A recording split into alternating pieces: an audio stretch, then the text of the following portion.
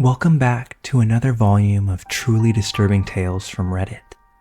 Today we're going to be narrating 3 new unsettling stories taken directly from the platform. I encourage you all to sit back, grab a snack, and enjoy these terrifying personal accounts. Now, without any further delay, let's jump right in.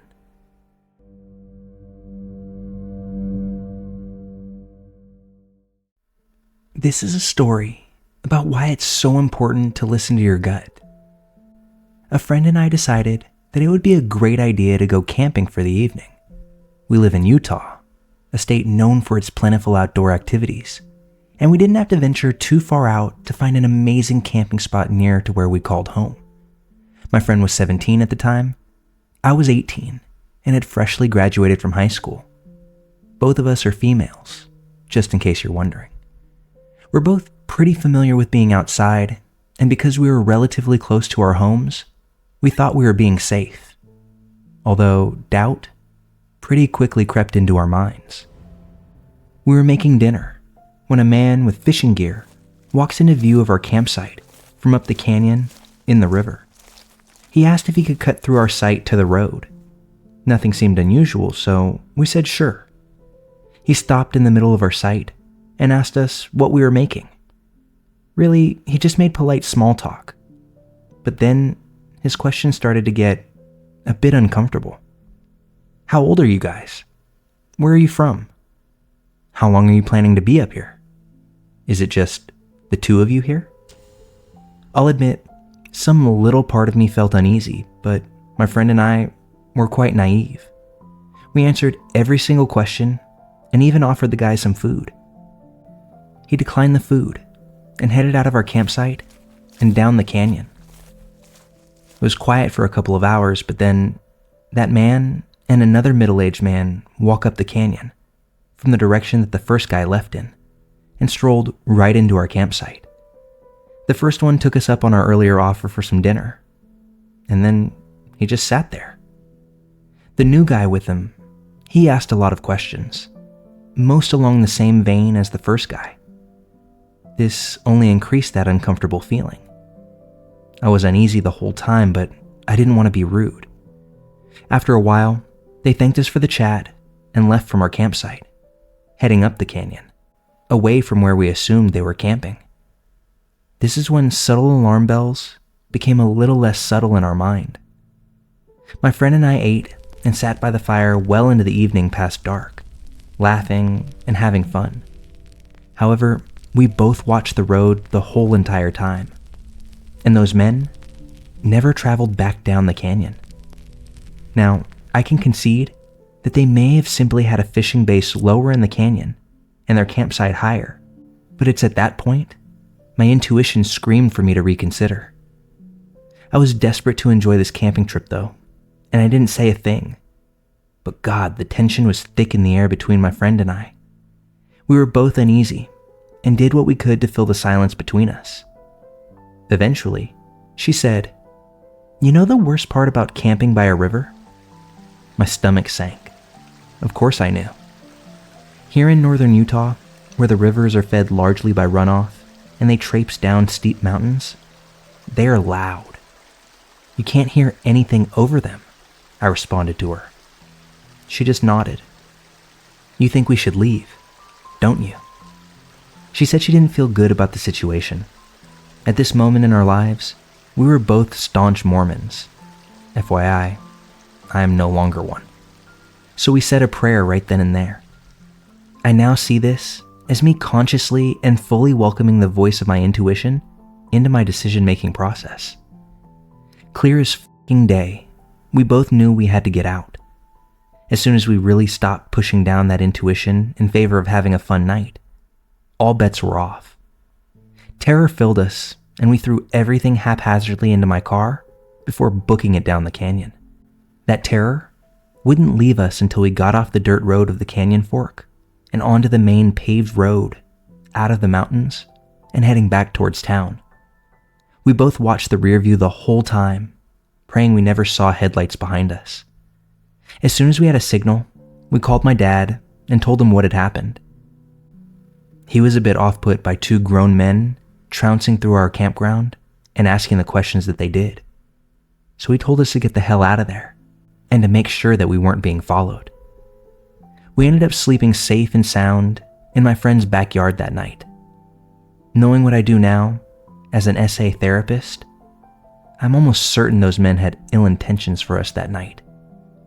I'm glad we didn't stick around to truly find out.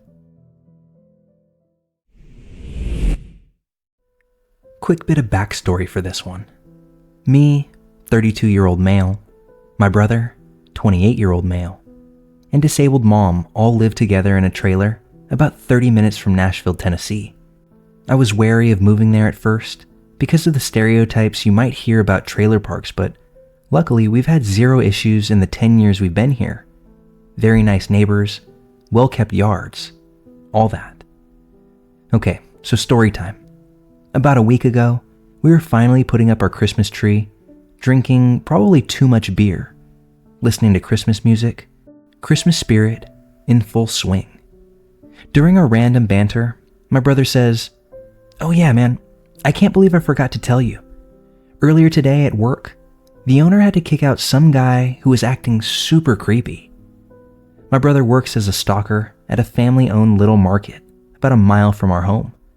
He went on to tell me that this younger-looking guy was pacing the aisles, sometimes standing still for minutes at a time, and not responding when the owner would ask if he needed help finding something. After about 20 minutes of this weirdness, the owner asked him to please leave because he was scaring the customers, and without a word, the guy left. We continue with our good time, hanging ornaments, drinking, getting our mom involved. With the ornaments, not the drinking, of course. And all is good. We wrap up around 10:30 p.m., help our mom to bed, being that she's in a wheelchair, and decide we might as well finish off the ton of beer we have left and admire our decked out tree.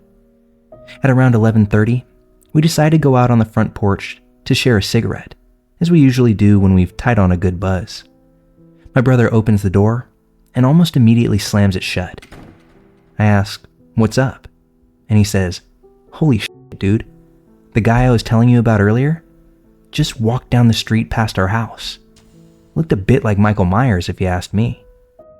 I thought that was pretty strange, but wasn't super concerned about it. We waited a few minutes, then went and smoked as usual, and then headed back inside. My brother and I aren't troublemakers at all, but I'm pretty confident in our ability to defend ourselves, if the need be.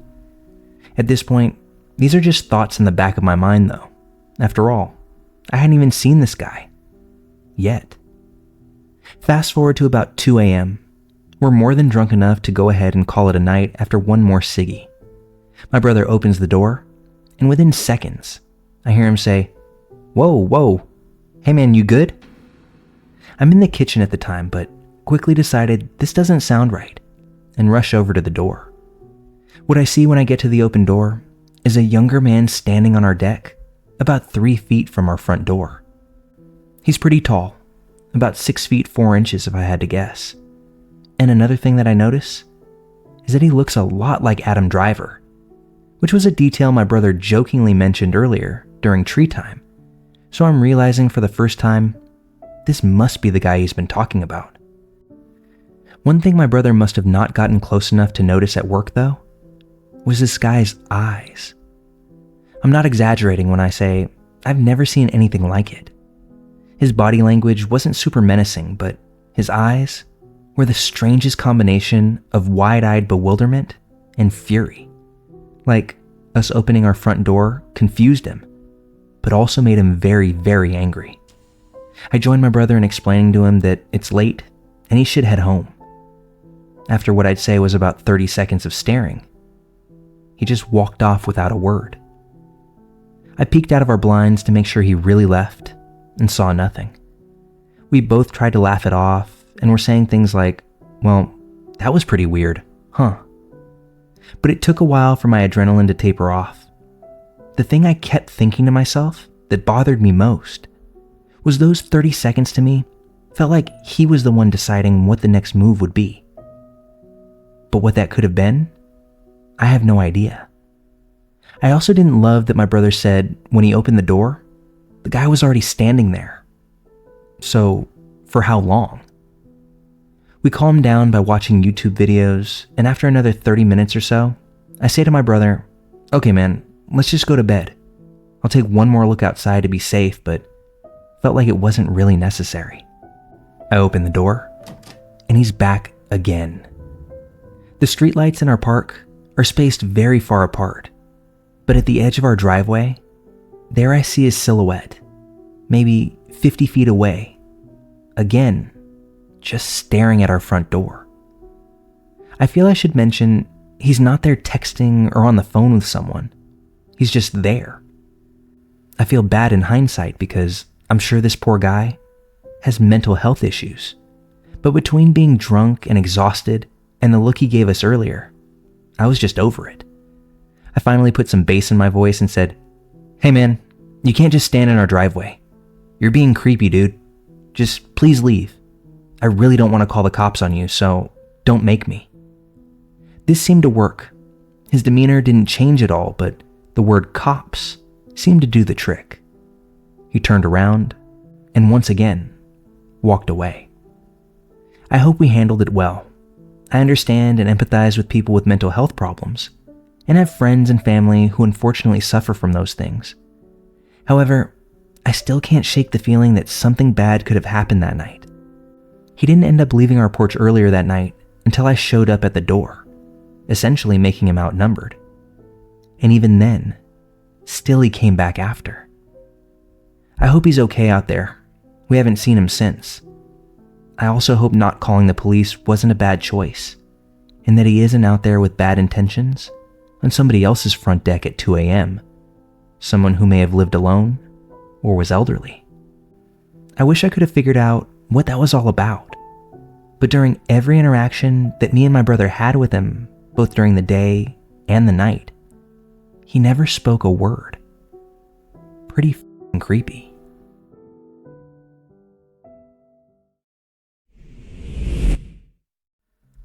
Back when I was a sophomore in high school, I used to be very close friends with this girl, Kay.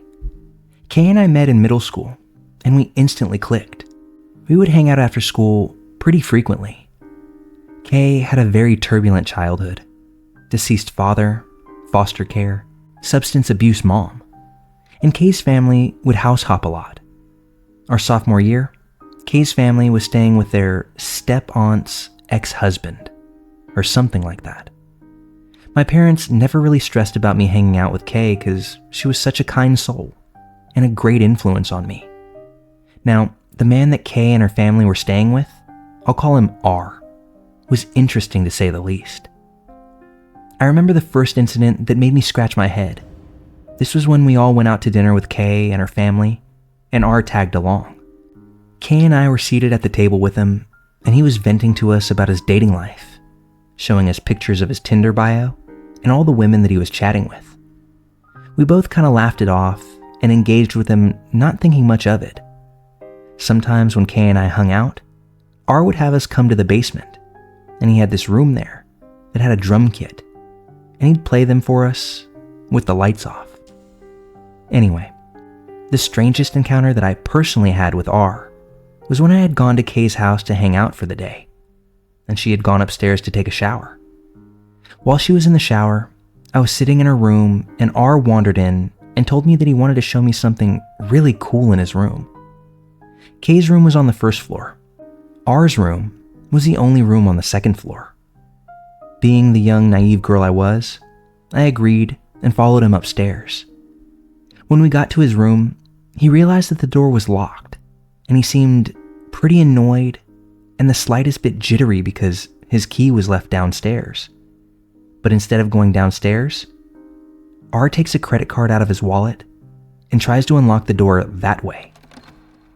Thankfully, it didn't work and something clicked in my brain then, and I decided to go back downstairs and just sit in the bathroom with Kay until she was done with her shower.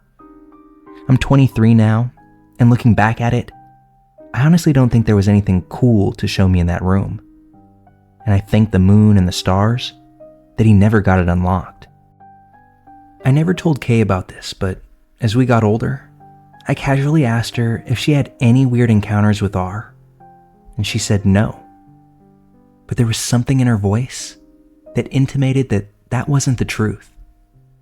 I didn't press her any further, although my heart goes out to this girl for the tough life that she faced from a very early age.